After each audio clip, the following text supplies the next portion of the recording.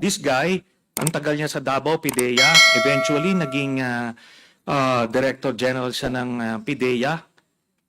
Tanungin siya kung sino yung mga drug lord nung mga malalaking shipment. I doubt kung sasabihin niya kung sino. Ito lang yung sa mga pulis, yung 990 kilos na. Tanungin siya kung sino ang mastermind nun. Wala ka makukuha ang sagot.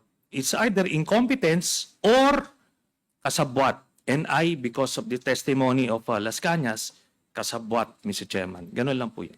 Mr. Chair. 3 months before, anong i-surveillance mo kung wala pa nga yung laboratory? And anong i-surveillance mo kung hindi pa nga sila nagpuproduce ng na sinasabi natin? Siguro, kinover up mo ang some information to protect some of the personalities mentioned by Senator Trillanes.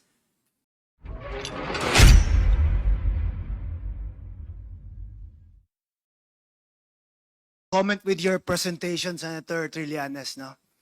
Because while you were making the presentation, kanina ko pa gusto ma-interrupt sana kasi most of your the information that you gave were actually available already in open sources, no? Like newspaper clippings and the affidavits of persons. And in fact, it appears nga na parang you were just making a summary of everything that you found from newspaper articles to the affidavits of other resource persons. Tama po ba? Yes, Mr. Chairman. And the difficulty kasi in asking you questions about it is that because your statements are going to be based on either an article or the affidavit of another person. And the rule supposedly is that it's best to ask the person who executed the affidavit or the person who made the news article, di ba? Kasi parang maging double hearsay na tuloy yung sitwasyon ngayon, di ba? Yes, Mr. And Chairman. I hope you understand why I'm saying this, because in the spirit of fair play din sana, it would give the other persons who have been named in the affidavit and in the news articles also the opportunity to confront the persons who actually made the affidavit. Yes, Mr. Chairman. Sa nakita nyo po, no, since hindi naman po tayo nasa court of law, the way I presented everything, ito yung resulta ng investigation, no? When I was still in the Senate, and nagkalap kami ng intelligence information, yan, open sources, tapos insider information. Then that was very critical.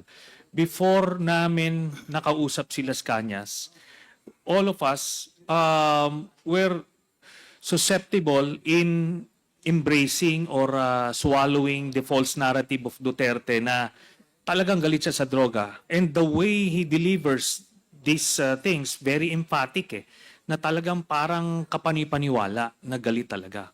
But then, here's an insider guy who came up with all of this information. Talagang nag-iba yung paradigm.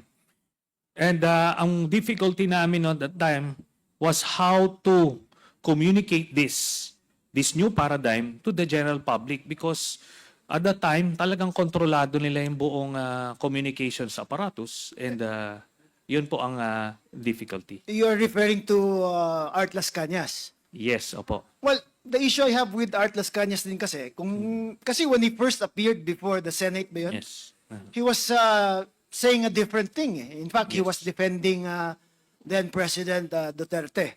It was only a few months after where he recanted and made another statement about the involvement of then President Duterte about drugs. Opo. And every time kasi we present a witness na parang says something and then does another thing, Yeah. medyo kami din ang natatamaan dyan di ba? Kasi it's parang coming from a tainted source. That's why I hope you understand my sentiments po, because I always want to protect also the integrity of this committee. That's why I'm bringing these issues up, no? Kasi while I was listening to you kanina, it's either Art Las Cañas, Asierto, or the other newspaper articles ang basis ng ano. I was really hoping that you could have given us more concrete siguro evidence po on what actually to support the allegations made by Las Cañas. Okay, I totally agree, no? Especially coming from lawyers, very strict yung discipline nila about witnesses recanting. But as ano po, no? As a non-lawyer, in my case, when I was still a cadet, I was the chairman of this honor committee. Talagang we do investigative work and we profile the subjects, demeanor. So, na-acquire ito. When I was in the Navy, as an investigation officer, nakikita mo you'll be able to know whether somebody is lying and somebody is telling the truth. No? Pwedeng matest po yan in so many ways, mabibet. Pero po yung paglalay at the first instance, depende po sa circumstances. When they are fearful of their own lives, it is totally understandable. At pero dito po ang nangyari sa kanya, talagang he risked everything eh. Kumbaga hindi ako makapaniwala nung unang sinabing babaliktad si Las Cañas because doon sa first appearance niya sa Senate, talagang matindi talaga, no, hardcore siya. Pero kaya binet muna namin. First few, baka mapapatibong kami. Pero yun na eh. Talagang parang ayaw niya na. He doesn't want to be burdened by all of these people he killed. So yun na, he was out for redemption. Thank you, sir. I just made that observation kasi I just want, of course, the Quadcom to be above the suspicion ba na we're just allowing statements like that to be coming out from resource persons.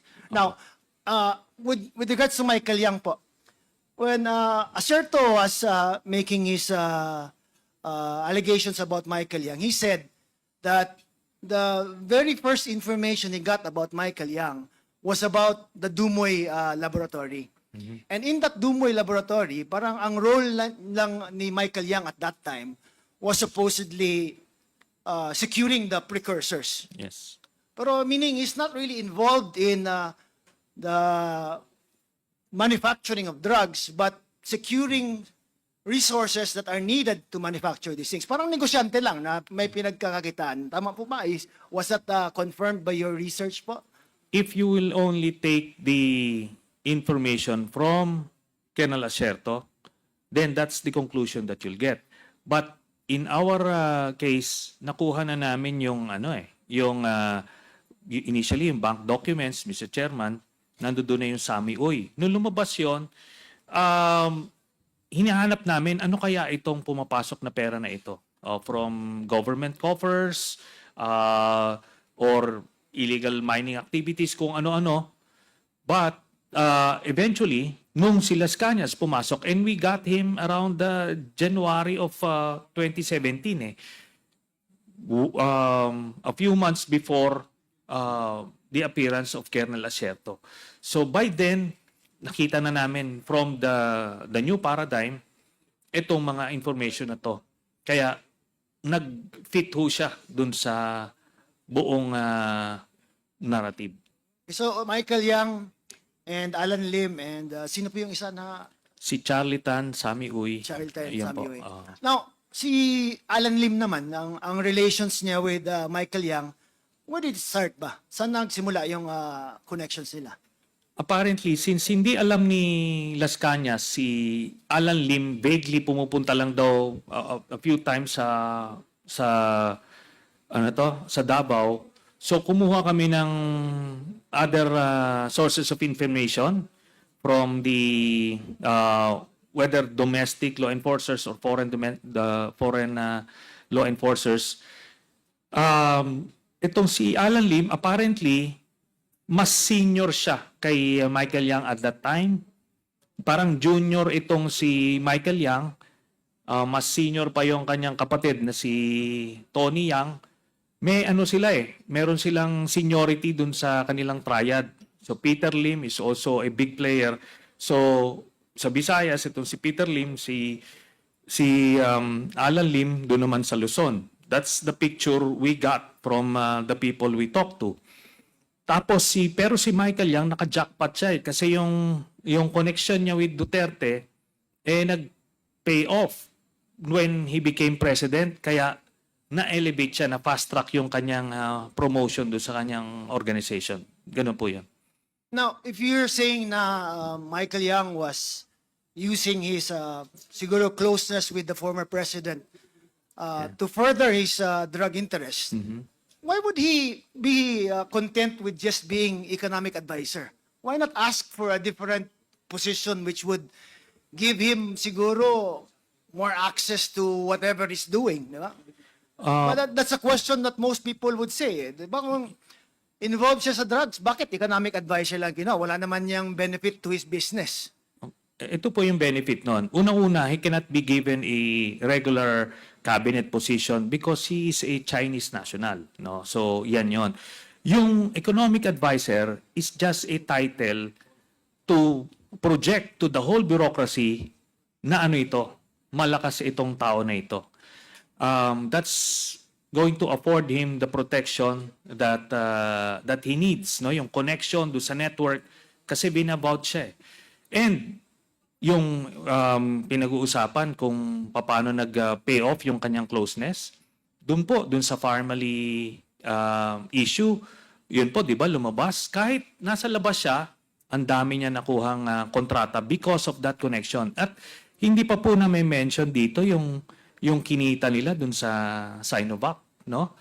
Dun sa Sinovac, based dun sa mga nakuha naming dokumento, ay ano po yan, na-overprice niya ng 2,000 pesos per vial at bumili sila ng 50 million vials.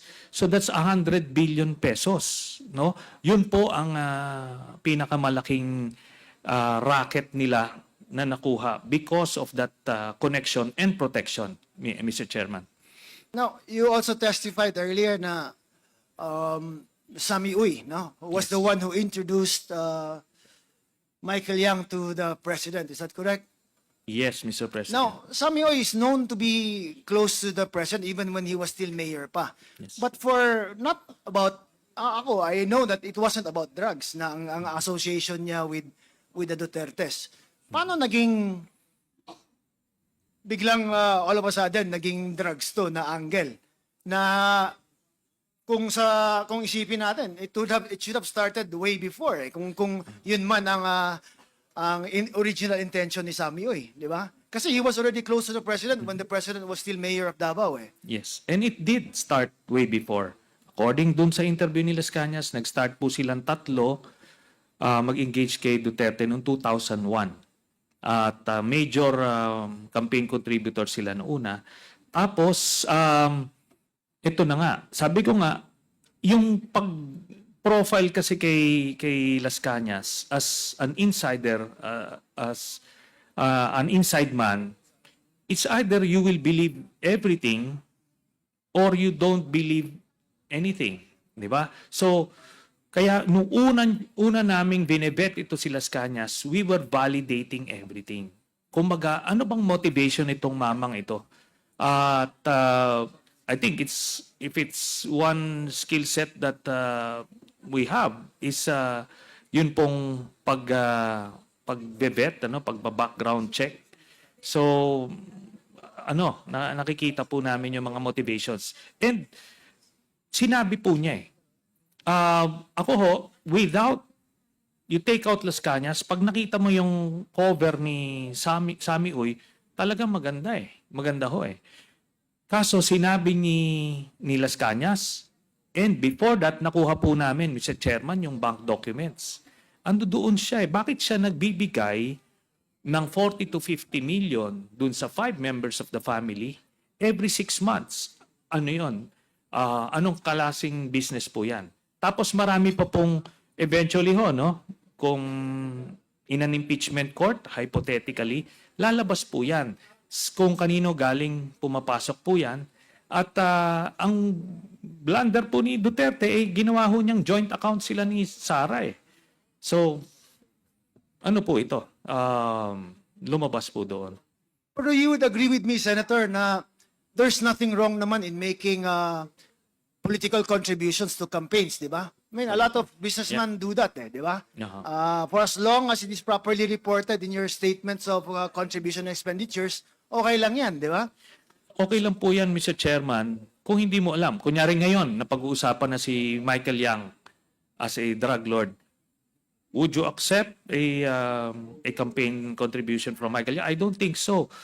Siguro before, pag hindi mo pakilala, you'd be forgiven for that eh. Alam niyo naman po, tayong mga politiko, pag may lumapit o gusto kong tumulong sa campaign mo, hindi naman tayo magche-check sa narco list o kung ano-ano. Di ba ho? We take these gestures at face value na they just want to help us. So, ganun po yan. Okay, now, pwede na, kasi ito di ba? Asierto first came out with Michael Yang after 2016 na eh. Yes. Di ba? When Duterte was already president. Tama po ba? Yes, Mr. So, Chairman. I mean, if I was the president, I would still have accepted the donations prior to that. Kasi Yes. hindi pa lumulutang yung pangalan niya at that time di ba? Yes, Mr. So Chairman. there was nothing wrong with it at There's that nothing time. wrong. There's no? nothing wrong. So as far as contributions are concerned, then probably there was a valid excuse for the president to accept it because at that time, supposedly, hindi pa lumalabas yung pangalan ni Michael Yang as someone who is linked to the drug trade. Tama po ba? I totally agree, Mr. Chairman. Kaya ko lang naman nilabas yung SOSE because dito lumabas yung pangalan na talagang close sila. So, at that particular moment, and I agree with you, Mr. Chairman, walang problema pa. But in hindsight, may problema na. Ibig sabihin nun, yung sinasabi nilang narco politician, yun na. Because Duterte knew about Sammy Uy's involvement in illegal drugs and siyang pumopondo. Yon kinorroborate yun ni Mr. Las Cañas noong 2001, Mr. Chairman. Okay, now, would it also be possible, I'm just playing devil's advocate here, Senator, forgive me. Yes. Would it also be possible na, let's say, people close to the president vetted him and said he's okay? Meaning, the president did not have to go further from what the people surrounding him were saying. Example, like, cleared yan, okay yan, hindi yan associated with drugs. Pwede din po ba na he would rely on the word of those who are closest to him na hindi yan involved in drugs? Yun na nga po, no? Assuming the best of Duterte, probably that would be the case. Pero we have profiled the guy and in assuming the worst of him, minsan ini-exceed pa niya no? Pero ito po, yung kay sino to? Kay Sammy Uy and kay Michael Yang, in-inform na ni Colonel Asierto. Kumbaga, out of sense of duty, sabihin na nating naive si Colonel Asierto because he believed yung narrative. Namigay talaga siya ng report hoping to precisely yung sinasabi niyo, Mr. Chairman, na ma-clear siya, yung baka hindi alam nung nagki-clear sa kanya na okay yan. Kaso baliktado yung reaction niya eh.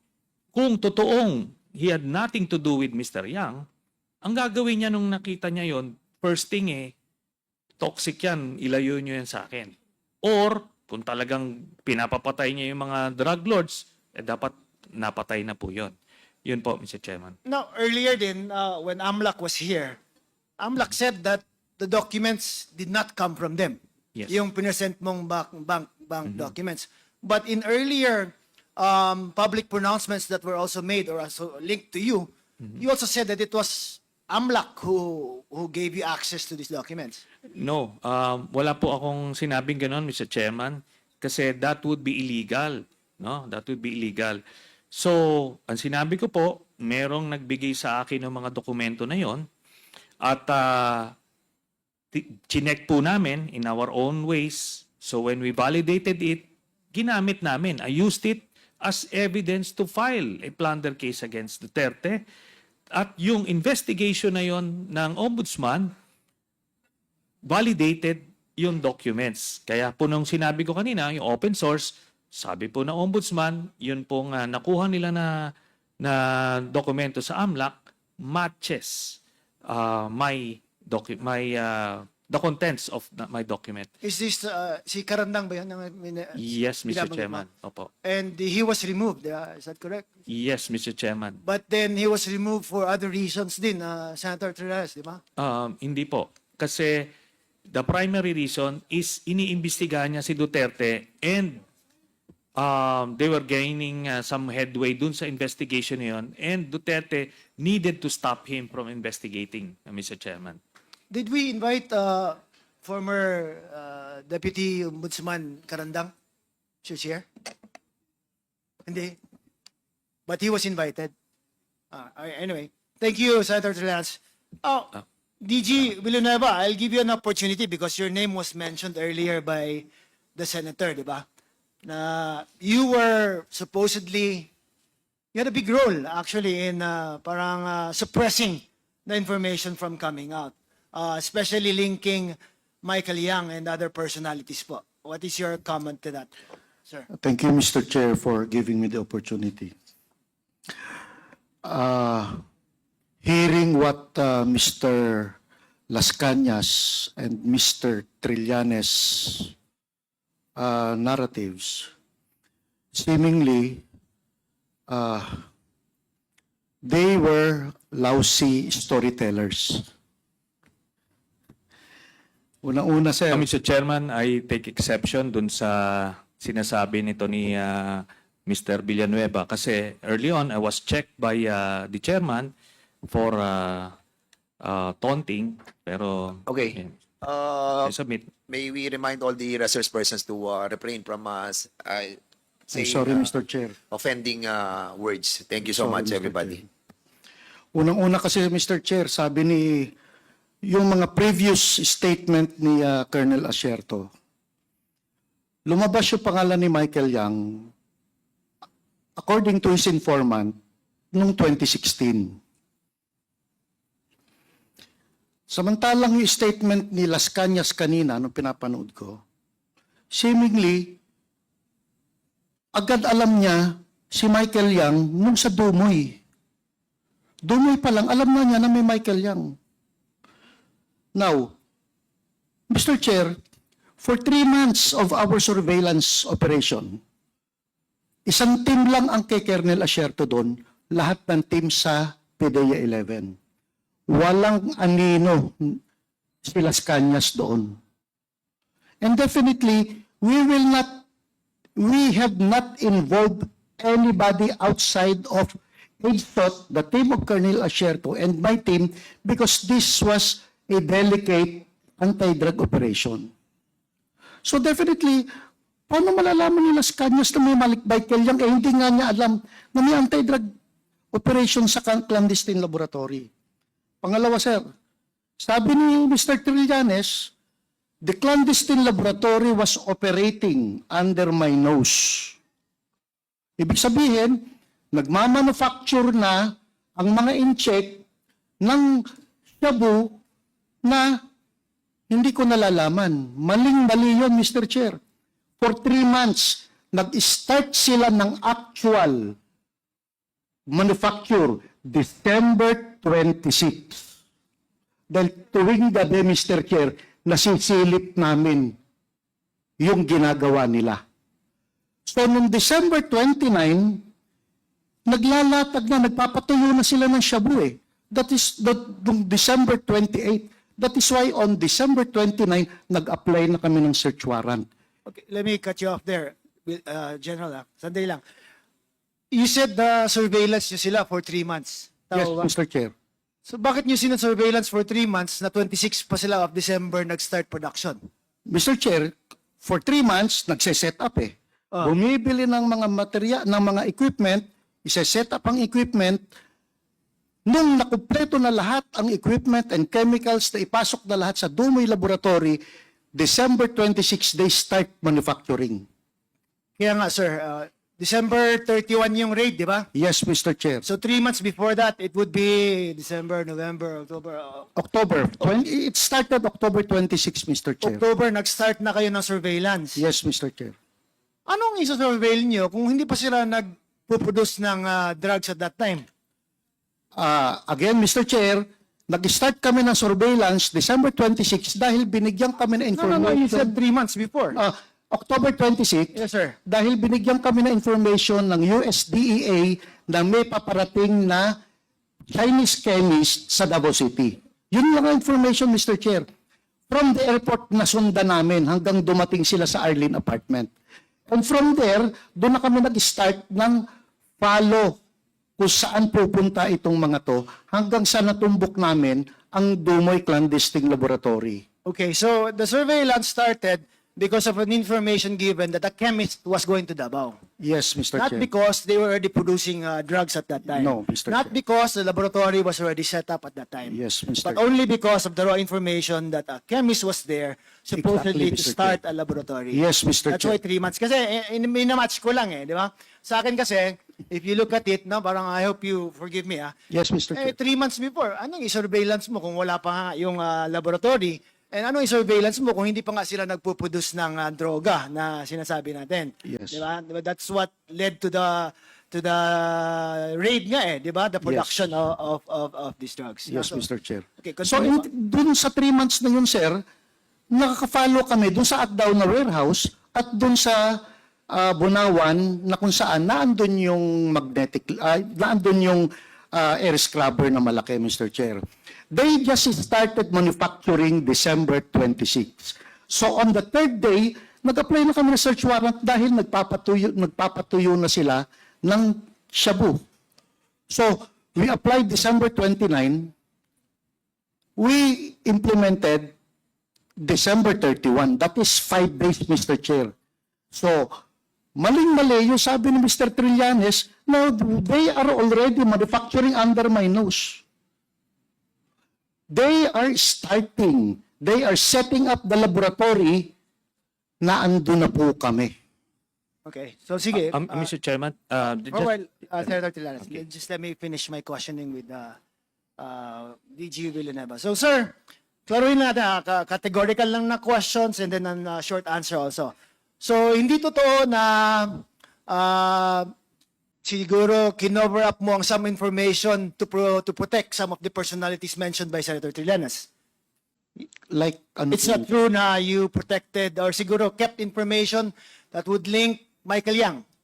wala pong Michael Yang sa laboratory, Mr. Chair. You did not keep information that would keep information about Sami Uy being involved in drugs. Hindi ko kilala yon, Mr. Chair. Hindi mo kilala si Sami Hindi Uy ko kilala si Sami Uy. in Davao? Yes, sir. Oh, he's pretty popular in Davao, Sa drugs ako sa nakatutok, drugs. Mr. Oh, Chair. yeah, okay, but as a Hindi ko businessman, kilala, hindi mo Mr. kilala Chair. Sami Uy. Okay.